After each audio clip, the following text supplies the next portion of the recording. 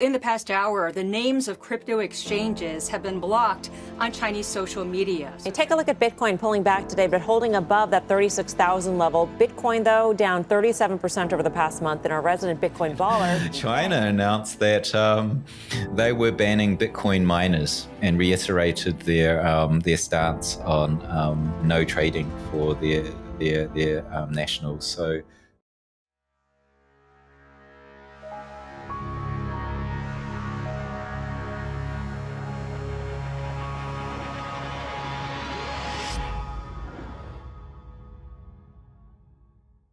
I wouldn't say institutional. I'd say, technically they were whale selling, holders of over 1,000 Bitcoins. So that's either very, very large holders that are personal and private or institutional.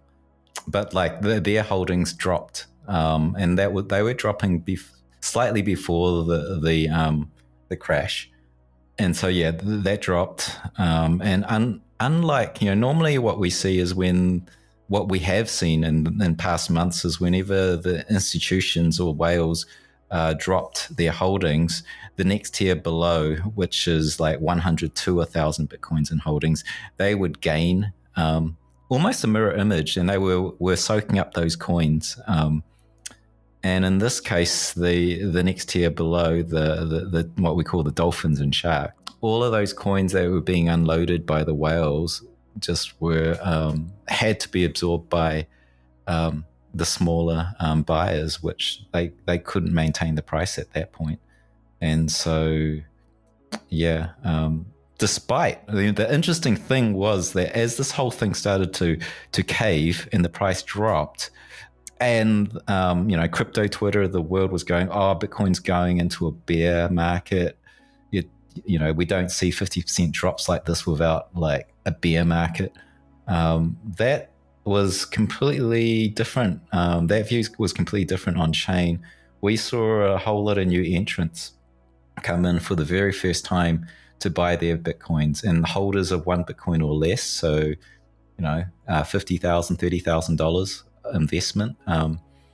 Those numbers started skyrocketing, and so smaller players came in to buy that dip, and so the actual user count on the network increased as this thing was selling down.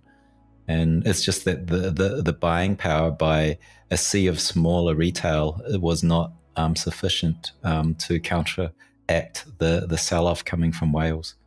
Even in the chart analysis and looking at the way in which the price action is analyzed, the selling comes from Binance and the buying comes from Coinbase, and there's a net shift in coins.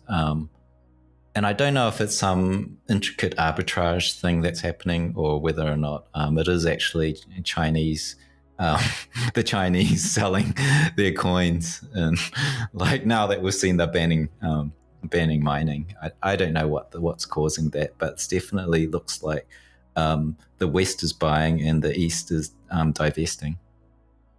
So I don't remember what the exact wording was in the blog post where it talked about that, but I feel like it hinted at people essentially trying to move their coins offshore, maybe to avoid certain regulation or something.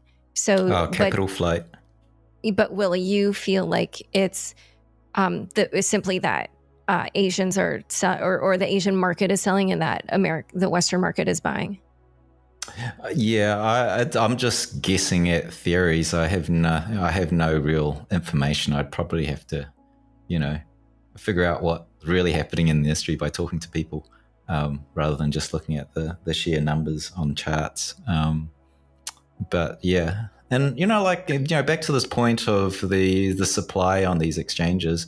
The interesting thing for me is that we've been in an era with such strong institutional and high net worth buying that on-chain has become very dominant in the first half of this year, because those guys move their coins off the exchanges and put it into cold storage.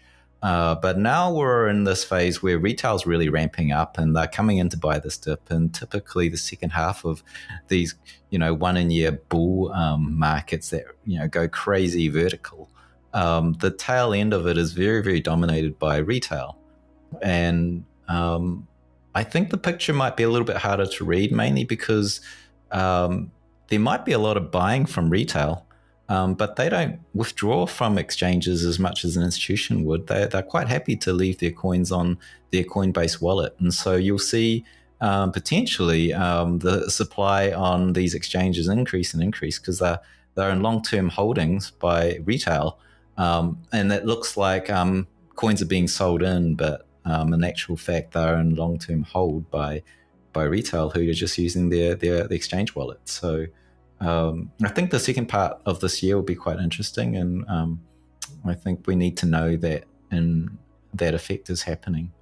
Obviously, a lot of people have seen from the news that Elon Musk tweeted out that they were no longer taking payments to, pay for their Tesla sales, and they cited reasons that Bitcoin was, very, very fossil fuel heavy in its network, and so there was someone who was relatively respected amongst technology actually validating a lot of one of these FUD points that the mainstream media have been throwing at Bitcoin, which I don't think is actually valid, but nevertheless, it sent a shockwave of fear through the market. The price started plummeting within seconds to minutes of that tweet. The market setup at that point was already quite soft. It was making a light recovery. It was tentative, and it was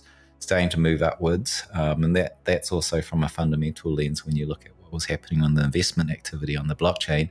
And then when that tweet came out, it instigated severe amounts of selling, not only on derivative markets and spot markets.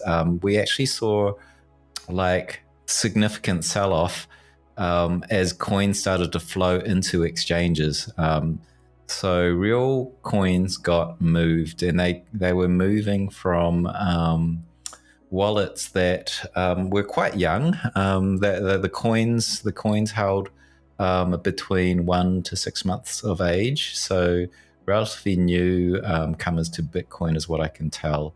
And I think a lot of them saw a lot of really nice rises in Bitcoin from the 20,000 up to the 60, in the 50 to 60 range, and they probably took the opportunity to take profit. And so we saw this huge I just call it tidal waves of coins moving into the exchanges, and ultimately the whole derivatives market started to unwind. Anyone who was long got liquidated, so that added further selling pressure, and so just we had this cascade of complete unwinding and sell-off.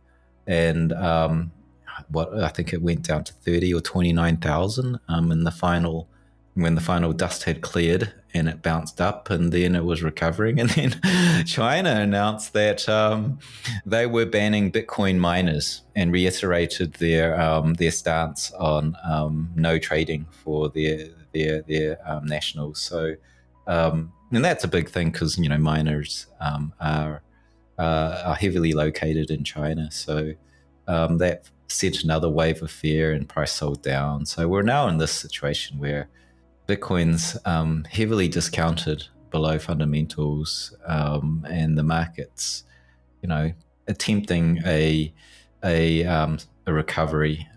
It's going sideways upish now.